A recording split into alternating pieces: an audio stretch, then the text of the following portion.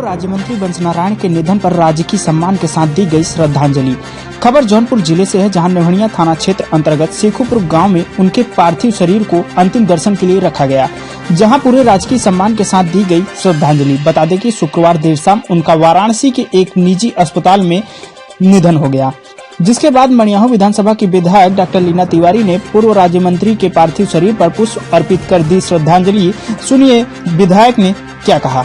आज मैं वाकई में बहुत दुखी हूँ और मैं बड़े दुख के साथ कह रही हूँ कि आज मेरे क्षेत्र ने एक बेटे को खो दिया है, जिन्होंने जमीन से अस्त तक की अपनी राजनीति की, और इस क्षति को हम कभी पूरी नहीं कर सकते।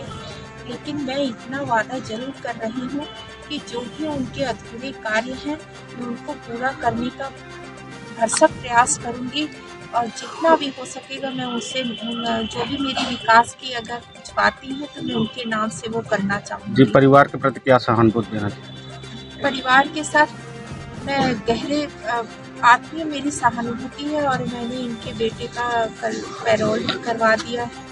अभी वो कुछ ही देर में आ जाएंगे और अपने पिता की अंत्येष्टि में वो शामिल भी हो जाएंगे, और मैं उनके परिवार के साथ पूरी तरह से हूँ, और जब भी उनको जिस तरह की भी जरूरत रहेगी मैं एक बहू की तरह उनके सामने खड़ी रहूँगी। बहुत बहुत धन्यवाद। आपको बता दें कि सांसद बीपी सरोज ने भी दिवंगत आत्मा की शांति के लिए पुष्पमाला अर्पित कर दी श्रद्धांजलि।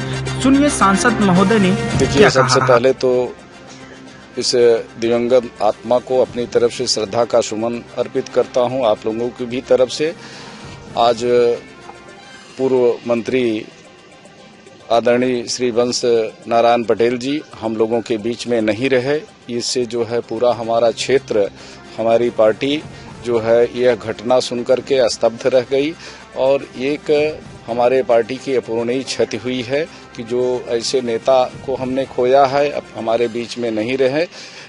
और आप सभी लोग, क्षेत्र के लोग जानते हैं कि ये हमेशा गरीबों के लिए, मजदूरों के लिए हमेशा लड़ने का काम करते थे, और जो है समाज की लड़ाई को सर्वोपरि मानते थे। मानवता के एक बहुत ही जो है व्यक्तित्व के धनी थे।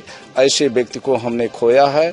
मैं ऊपर वाले से प्रार्थना करूंगा कि इस दिवंगत आत्मा को अपने श्री चरणों में स्थान दे, और क्योंकि आज हम सब लोग यहाँ पर आए हैं, शोकाकुल परिवार को भी मैं चाहूँगा कि ऊपर वाला इस दुख की घड़ी में सहने की।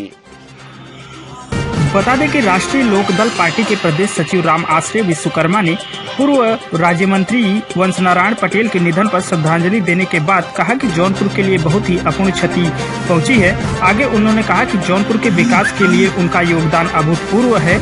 आगे बताया कि उनका ही देन है कि नोनारी सब्जी मंडी की स्थापना की गई है। सुनिए पूरी बात उन्होंने क्या कहा। खास करके ये जनपद जौनपुर के लिए अपूर्णीय क्षति हुई है। ये विकास के देवता थे। इन्होंने जो अपने कार्यकाल में मड़ियाहू नहीं पूरे जनपद का विकास किया है, वह जो है अब अपूर्णीय क्षति हुई है, उसको पूरा नहीं किया जा सकता। हमारे इस क्षेत्र को काट करके आजमगढ़ मंडल में डाल दिया गया था जौनपुर को। ये इन्हीं का योगदान रहा है कि उसको फिर से बनारस मंडल में इन्होंने करा। तमाम इस क्षेत्र का इन्होंने बेकार नोनारी मंडी की एक प्रमुख प्राथमिकता रही है जो उन्होंने स्थापित किया। कैसे विकास पुरुष थे और सचमुच लौह पुरुष सरदार पटेल के अनुयायी थे, और इस क्षेत्र का, इस जनपद का बहुत ही नुकसान हुआ है। और हमारे लिए, हमारे तो बहुत शुभचिंतक रहे हैं, हम इनके अनुयायी रहे हैं, और आज हमारा दुर्भाग्य रहा है कि ऐसे महापुरुष का हमारे बीच में। बता दें कि पूर्व मंत्री वंश नारायण पटेल के बड़े पुत्र निर्भय सिंह पटेल की प्रतीक्षा की जा रही थी, जो वाराणसी के सेंट्रल जेल में आजीवन कारावास की सजा काट रहे हैं।